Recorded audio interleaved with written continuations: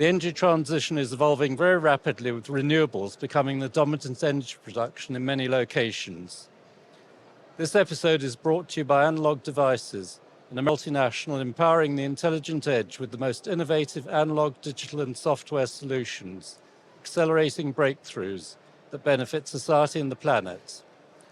With a holistic view of the grid, from renewable energy generation through to energy storage and distribution, EVs and beyond, Analog Devices is well positioned in the energy ecosystem to provide insights into the unique challenges faced across the sector.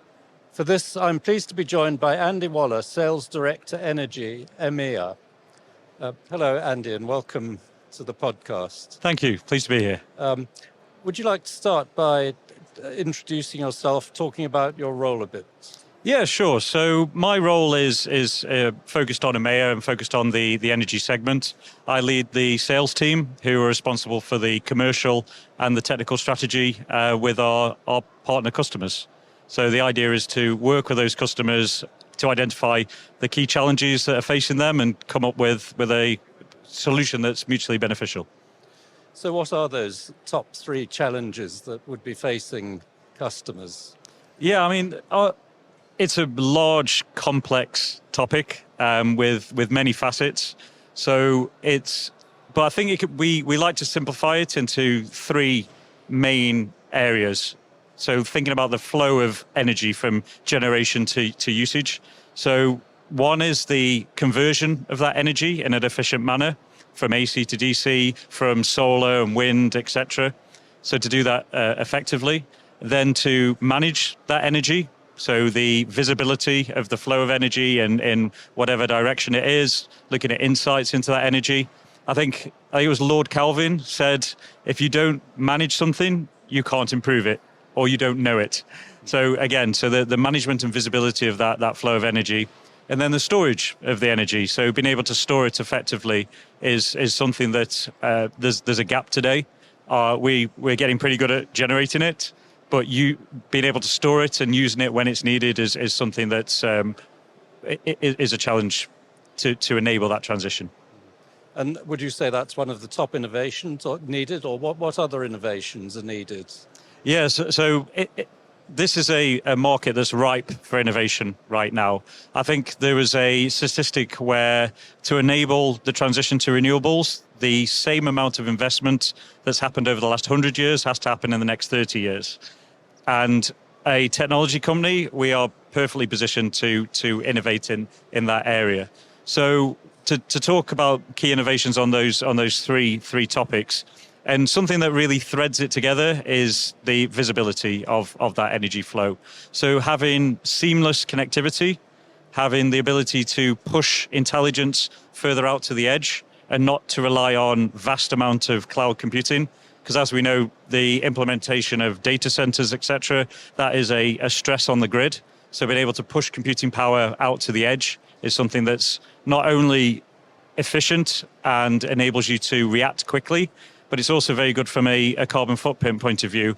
But just carting data around and processing it in one place can be 10 times worse for the carbon footprint of that processing. And then on the storage side, being able to, again, monitor, view, and look at not just the capital expenditure of these storage projects, but looking at the OPEX of the storage. So looking at things like the whole lifetime of the battery, looking at the health of the battery, looking at really getting the most out of your assets and having them reliable, because sometimes these storage assets are not in the most easy to access places. So you want to ensure that the insurance premiums are low, etc. And that all links into innovations on the electronics. And what about the challenges of interoperability and, how does the quantum future fit into the energy transition? Yeah, so interoperability is an interesting one, because you've got two almost conflicting viewpoints where there is a business case to say, I want to create an ecosystem that's around my products on the heat pump, on the EV charger, on the meter, that links all together and operates seamlessly.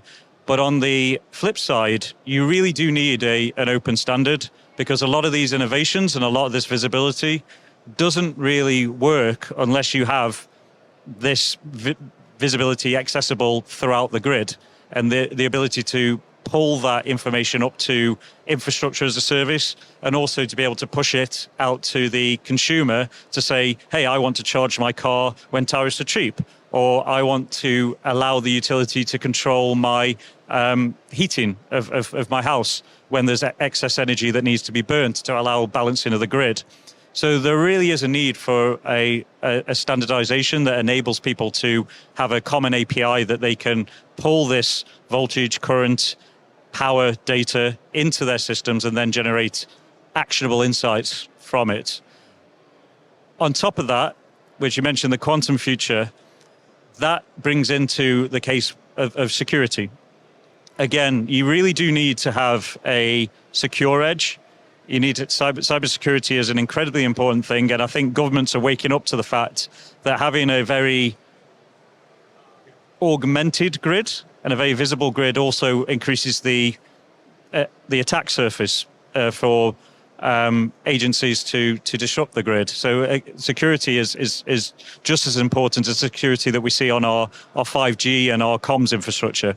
So one thing to say is, as quantum computing comes to the fore, the ability to brute force and crack codes becomes accessible. So you cannot make a system uncrackable, but what you can do is make it that the benefit and the cost to crack it is higher than what you get out of it. So that's the arms race that's going on. But it does, again, you need to have that ability to secure at the edge, authenticate at the edge, so you can crack it, but you can also put bad data onto the network. So you need to make sure the data that you've got is high quality and secure. And how can partnerships help with the deployment of technologies and factors such as interoperability and cybersecurity? It's absolutely vital. So you'll see, going around a lot of these conferences and talking to major customers and manufacturers in this area, the grid touches almost everything. It touches the car suppliers, it touches the meter manufacturers, it touches the DSOs, it touches the TSOs, it touches the comms infrastructure, governments, consumers, everything. Right? It's ubiquitous. But therefore, it means that not everyone has every piece of this puzzle. So therefore, partnerships are absolutely vital. We need to work together across multiple different companies. No one can own this whole pie. We need to make the pie bigger, where we can all innovate together and work on really finding out what the true challenges are that we need to overcome. We know what's possible in silicon. We know what investments we can make. We know what our roadmaps are. We can steer that roadmap with the customers. But our customers know their space very well, so they know what they want to achieve. So multi-party agreements, consortiums, working with government, the EU, and further beyond is absolutely vital for this to work and to happen fast enough, because it needs to happen quick in energy, in grid terms. Right. And can you point to any innovations that are coming? Yeah, I mean, there's a lot, so it's hard to point to just one, but I think the ability to have very optimized processing at the edge at low power is very important. Having scalable platforms, as we have different from the medium voltage to the low voltage to the meter, looking at sensors as well, looking at cost-effective, high-quality, robust sensors, and then on the storage side, looking at the management of the battery, because battery seems to be the de facto standard for storage.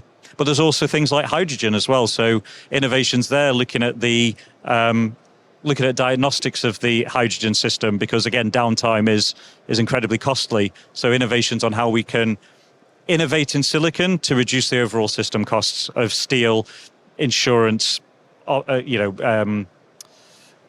manufacturability, and in-field repair of these systems. So all where those innovations come in and help. But it all comes from conversations with customers to join the dots and to thread it through to the core silicon innovation. there. It's not completely obvious, and we have to walk along that path to, okay, where's the value? Where does this help? Where can we reduce cost here? Where we can help with digitization there?